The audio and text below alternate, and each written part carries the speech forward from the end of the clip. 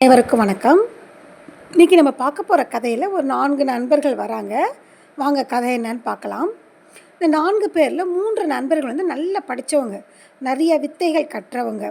இந்த கூடு விட்டு கூடு பாயிற வித்தை, ஒரு உயிரற்ற உடலுக்கு உயிர் கொடுக்குற வித்தை, இந்த மாதிரி பல வித்தைகளை போய் பல ஆசான்கள்கிட்ட போய் நல்லா கற்று தேர்ந்தவர்கள். ஒருத்தர் மட்டும் படிக்காதவர். ஏன்னா அவருடைய வீட்டு சூழ்நிலை காரணமாக அவரால் வந்து கல்வி கற்க முடியாமல் போயிடுச்சு. இவங்க 4 பேரும் ஒரே கிராமத்தில் வாழ்கிறாங்க. ஆனால் 4 பேர் எப்போவுமே ஒத்துமையாக ஒன்றாவே இருப்பாங்க. அப்போ ஒரு நாள் இவங்க 4 பேர் சேர்ந்து பேசுகிறாங்க.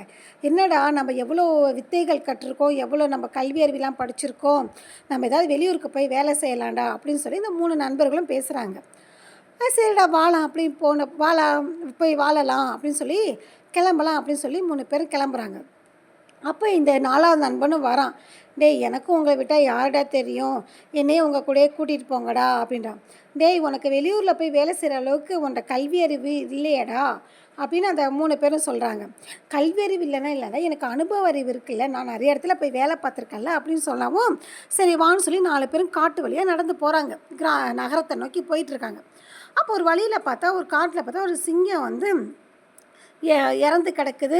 அதோட உடல் எலும்புக்கூடு தோலெல்லாம் அங்கங்கே சிதறி கிடக்குது.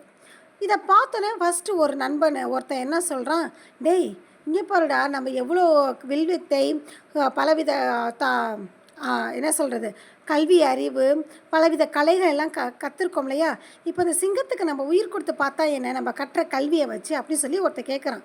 சரிடா பண்ணுவோன்னு சொல்லிட்டு ஒருத்தன் என்ன சொல்கிறான், இந்த எலும்பு கூடலாம் நான் இணைக்கிறேன் அப்படின்றான். இன்னொருத்தன் என்ன சொல்கிறான், நீ எலும்பு கூடலாம் நான் அது மேலே அந்த சதையெல்லாம் இணைச்சி அதுக்கு ரத்தம் ஓட்டம் அந்த மாதிரிலாம் உருவாக்குறேன்றான். 3வது நண்பன் என்ன சொல்கிறான், நீங்கள் இதெல்லாம் பண்ணுங்க, நான் அதுக்கு உயிர் கொடுக்குறேன் அப்படின்னு சொல்கிறான். உடனே இந்த படிக்காத பையன் ஒருத்தன் இருக்கான் இல்லையா, அவன் என்ன சொல்கிறான், அனுபறிவு பெற்ற என்ன சொல்கிறான், டேய் நீங்கள் உயிர் கொடுக்க போகிறது ஒரு சிங்கத்துக்குடா, சிங்கம் என்ன பண்ணும், மனுஷனை அடித்து சாப்பிட்ருல்ல, இது வேண்டாத வேலை அப்படின்னு சொல்லி சொல்கிறான். உடனே மற்ற 3 பேர் என்ன சொல்கிறாங்க, டே உனக்கு பொறாமடா, நாங்கள் கற்ற அறிவியெல்லாம் நாங்கள் வெளிப்படுத்தணும்னு சொல்லிட்டு உனக்கு பொறாமை, உனக்கு எதுவும் தெரியலன்னு இப்படி பேசுனேன்னு. இல்லைடா எனக்கு பொறாமைலாம் இல்லை, உங்கள் நன்மைக்காக தான் சொல்கிறேன். என்றைக்குமே விலங்கு தான், நீங்கள் உயிர் கொடுத்தாலும் அதுக்கு தெரியாது நீங்கள் தான் உயிர் கொடுத்தீங்கன்னு, நம்மளே ஏதாவது தாக்க வரும்னு சொல்கிறான். அவன் சொல்கிறதை கேட்காம அவன் உயிர் கொடுத்துறான். உடனே இதை தெரிஞ்சுட்டு அவன் என்ன பண்ணுறான், 4வது நண்பன் பெரிய மரத்து மேலே ஏறி நின்று தப்பிச்சிக்கிறான். அந்த சிங்கம் உயிர் பெற்ற உடனே அந்த 3 பேரையும் அடித்து சாவடிச்சிருச்சு. இது ஒரு கதை. இந்த கதையிலேருந்து நம்ம என்ன தெரிஞ்சுக்கிறோன்னா, படித்தவங்களுக்கு தான் எல்லாம் தெரியும், படிக்காதவங்களுக்கு எதுவுமே தெரியாதுன்னு சொல்லி நம்ம ஒருத்தவங்களை எடப்படக்கூடாது. அனுபவம் அறிவுன்றது ரொம்ப முக்கியம். எந்த சூழ்நிலையில் எப்படி நடந்துக்கிறோன்றது ரொம்ப முக்கியம்.